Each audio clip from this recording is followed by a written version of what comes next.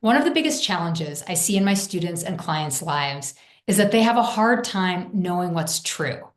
Not just what's true in a cosmic sense, but what's true in a local sense, what's true for them in any given moment.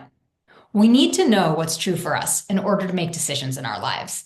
And we need to know what's true for us in order to feel like we can trust ourselves and feel like we can move forward, making decisions and taking risks without worrying that we're going to carry with us a lot of regret.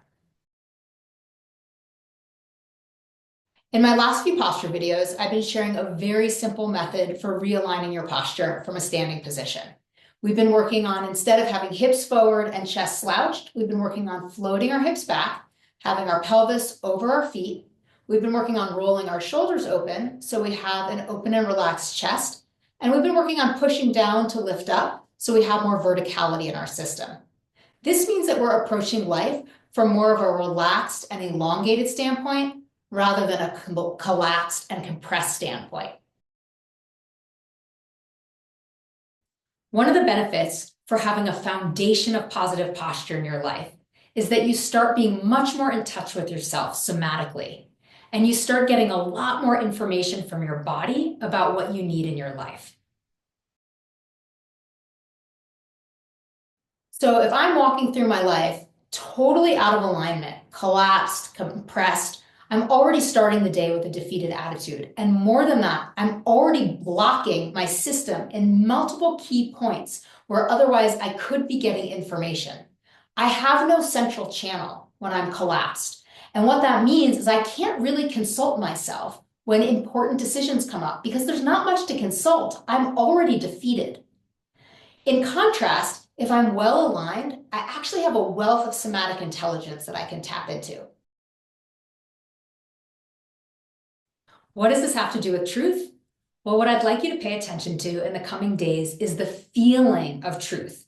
The feeling of truth tends to be open, expansive, and strong.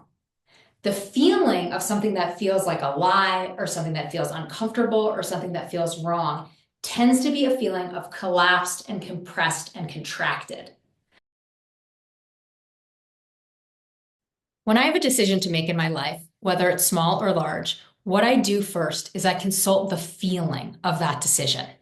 And there's 3 ways I'd like to invite you to consult your body to feel whether a decision feels right for you, whether a choice feels true or false. The first way to access your somatic intuition is through your breath. When your posture is well aligned, you actually have a lot more access to your breath. It's not only that you have more space in your lungs, but your breath can actually move more freely. And your breath can essentially provide a barometer for you about whether something feels right, whether something is for the highest good in your life. So you can pose any question to yourself at all about your present or your future, about a decision you need to make. And you can take one deep breath and start feeling what the breath does. Usually, if you ask a question to yourself and then take a breath, you'll notice one of 2 things. Either the breath rises up and expands and you feel really enlivened, or the breath kind of hangs a little bit and kind of stays low in the chest, feels a little contracted. And you might not feel this the first time you try it. It's a listening practice. So invite yourself to practice this week. Ask yourself questions, small or large, in your daily life about whether things feel good. Do I want to go out for dinner tonight? Is it time to take a walk? Am I interested in applying for that new job? Whatever it is, take a deep breath after you've posed the question and just feel.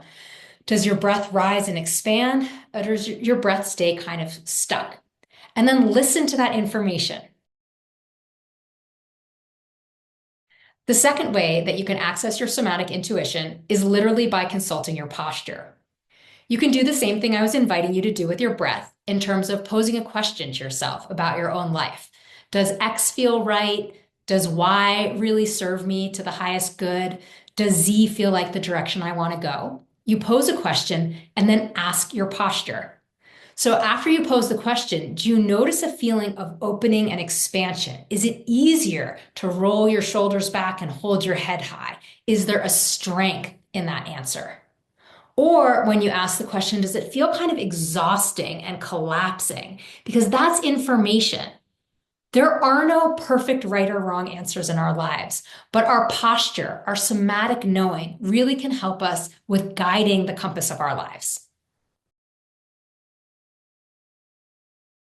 The third way I'd like to invite you to test your own somatic intuition is by explicitly equating truth with strength. Now, in a way, we've already done this implicitly because a strong breath is a yes, and a kind of weak, constrained breath is a no. A strong, open posture is a yes, and a kind of weak, collapsed posture is a no. But there's one more way that you can use instantaneously on the go. So I make a little circle with my thumb and my first finger. And when I ask myself a question, is this the direction I want to go? Is this in my highest good? I test the strength of my response to that. So if I pull on that little circle and it holds tight, that's a strength. That is my somatic intuition telling me, yes, this feels true. This feels right.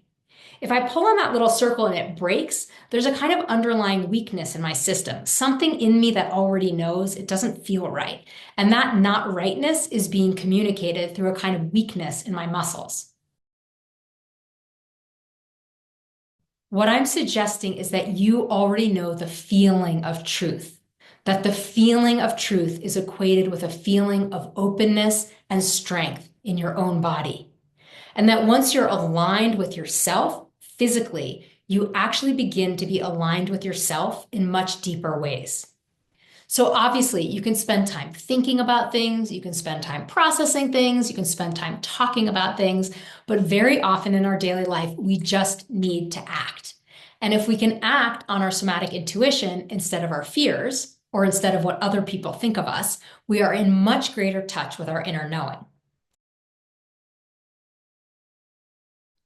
Now, once you've gotten that somatic information, you need to listen to it. And it's best if you can act on it, even in small ways, because that builds trust in your system. Until the next time, be well.